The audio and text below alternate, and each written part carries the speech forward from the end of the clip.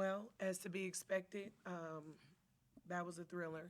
I don't know that we've ever played UCF, and it has not come down to the wire and/or been any less than a single-digit situation. Really proud of our team's ability to fight back. Road wins are tough, especially tough in this league. When you have two teams that are scratching and clawing to get a win, I think we just give each other our best shot.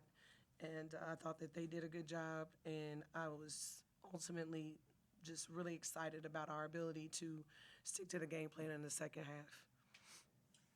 Okay, let me go to you first because you came off the court earlier. I'm glad you were able to. I see you walking back in here, relatively good, so we're all good, happy about that. Yes. To come back in the game and end up being the leading scorer, where did you dig to make that happen? This is one of those where the athlete has to dig deeper and kind of dial back up. Take us through that mental journey there. In my mind, that was for Trina, and also for the team. I know that we needed this game from the last game that we were unsuccessful, but I know that this game we really needed it, so I put my pain to the side and put my mental into it.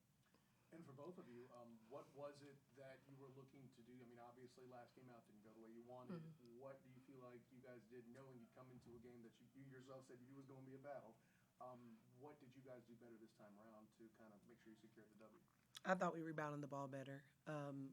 I was really tough on them in the last couple of days, and it puts us in a tough spot because you know you have a game, and so there's only so much you can do. You want to make sure that they have the best opportunity to perform, so you don't want to tire them out and mess them up mentally, in practicing so hard because you feel like there's things that we need to get better at that they can't prepare and show up to perform. So for me, I thought the maturity and Tineya provides a lot, and we can look at her points and thank goodness she scores those.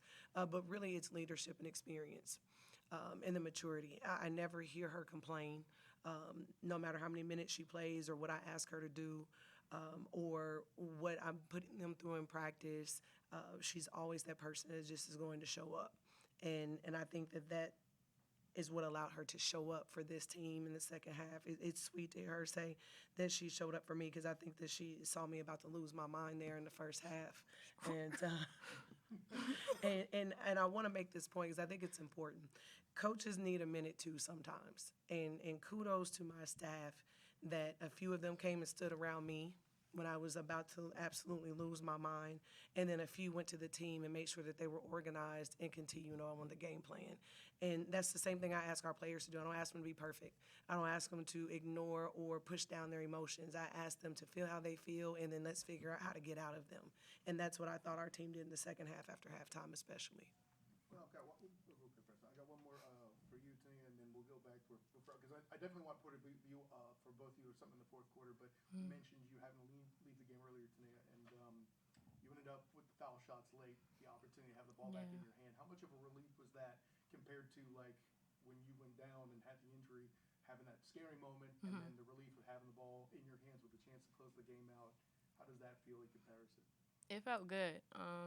I know we had the lead with 1 minute left, and I knew they had to foul, so it felt good to be able to, my team having my back and knowing that I can knock down those shots. So I would say it felt good. And in the fourth quarter, there's one exchange where I think it was, I'm trying to remember all of it, there was a lot, but then they had the turnover trying to inbound the ball. So you guys got the ball back after putting in points. And you got to the line, got that back. How important was it controlling that portion of the fourth quarter, a good minute and a half, where you guys had the ball to close the game out? Yeah, I think it's critical, and I think that we work on those things in practice. Sometimes we work on having the lead, sometimes we work on being down. And I say this all the time. Coaches prepare, we do our job, we do all that, but the players make plays, and the good ones and the bad ones, right? We don't turn the ball over any more than we make big defensive stops at the end. And so the credit always goes to them when they can figure out how to make winning plays. And I think as our program continues to grow and this team continues to grow, that is what our goal is. We celebrate small victories because we know they'll add up to big ones. And those type of stops there at the end, where the one that Jill got, just us being able to dribble a few seconds out even, right, to take some time off the clock, all those things to me are winning plays. And I think that if we continue to move in this direction, then we can get to a place where we can play 40 minutes of good basketball where all of us are happy. Coach, you guys end up making your most attempts from three from the entire season.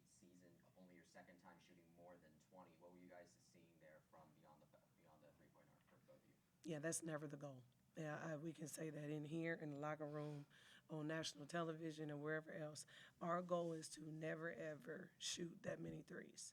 That's not what we practice. That is not our identity. However, what I thought we did do in the second half is that we were incredibly confident, despite that ball not going in the first half, knowing that they were going to change defenses, that 1-3-1 back to a 2-3 zone. I think that that was something that our players mentally had to prepare themselves for. Catch the ball, be confident, knock down the shots. And we know it's bigger than that even. We have to care about making great passes so that they can shoot off of those passes. We have to get inside the zone as much as we can to try to find the open person. And I just thought that we calmed down, relaxed, and adjusted. And Tineya can tell you from a player's perspective, that's what it looked like to me. We just got more comfortable in the second half, taking care of the ball, because I think that we had 11 in the first half and then 7 in the second, and I think that that has a lot to do with it.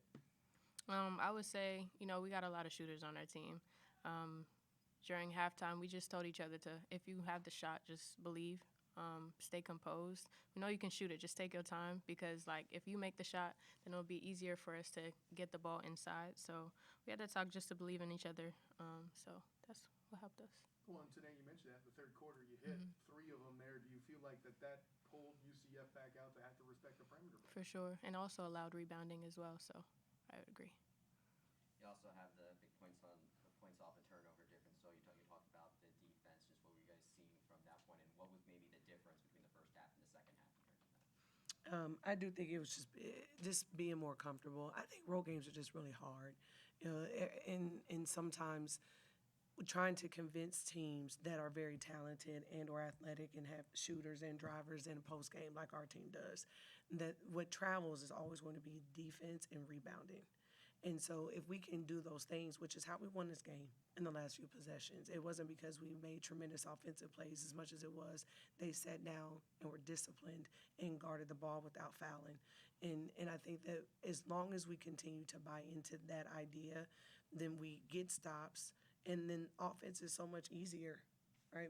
Because what also happened is that UCF appeared to be going make-miss. So when they scored, we had to go against their zone. When they missed, we were going against their man. Well, we do a better job scoring against man than we do zone. So if we get these stops, then the job is easier for us offensively. Colorado's next. You guys are headed back home to host them. What is it that you'd like to see go a little bit better beyond shooting field from three? What would you like to see go better as you host Colorado at the next game? Just taking better care of the ball. And I think making sure that we are as aggressive in the beginning of the game as we are towards the end. Our free throw attempts, I think, are significantly higher in the second half. And I'm with them. I think it takes time to adjust officiating to your opponent, and the opponent's game plan and all that. But I don't know that it should change what our identity is, and that is rebounding, defending, and getting paint twos and getting to the free throw line. And then once we do those things, then it opens up the perimeter some. So our game plan is usually the same no matter who we play. We just want us to be true to our identity, work really hard, and, we're always okay where the chips fall if we do those things. Okay. Thank you, everyone. Thank you. Thank you. Hoping you're doing all right, by the way. Yeah, good to see you bounce back. Coach, good to talk ball with you again. Thank